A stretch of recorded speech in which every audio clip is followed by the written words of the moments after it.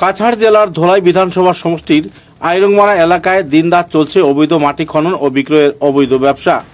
মাটি মাফিয়ারা রাজনৈতিক নেতাদের পরোক্ষ মদতে চালিয়ে যাচ্ছে এই ব্যবসা। প্রতিনিয়ত লক্ষ লক্ষ টাকা রাজস্ব মার খাচ্ছে সরকার।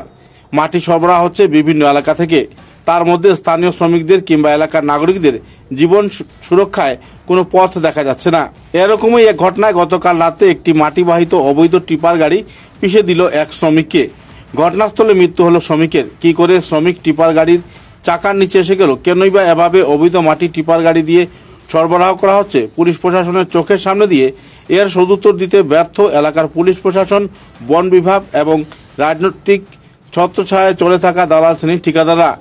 অপ্রত্যাশিতভাবে করুণ মৃত্যু হওয়া মৃত শ্রমিকের মৃতদেহ পোস্টমর্টমে নিয়ে যেতে চাইলে শ্রমিকরা তার বিরোধ করেন। পোস্টমর্টমে তারা নিয়ে যেতে দেননি। পরিবার সদস্য, এলাকার নাগরিকরা শেষ পর্যন্ত পুলিশ প্রশাসনের পক্ষ থেকে সমগ্র ঘটনার সঠিক তদন্ত ও মৃতের পরিবারকে রাজ্য ও সরকার প্রশাসনের কাছ থেকে আর্থিক অনুদান দেওয়ার আশ্বাসন দেওয়ার পর মৃতদেহ নিয়ে যাওয়া হয় শিলচর চিকিৎসা মহাবিদ্যালয়ে। পোস্টমর্টম করে পরিবার সদস্যের হাতে তুলে দেওয়া হয় মৃতদেহ।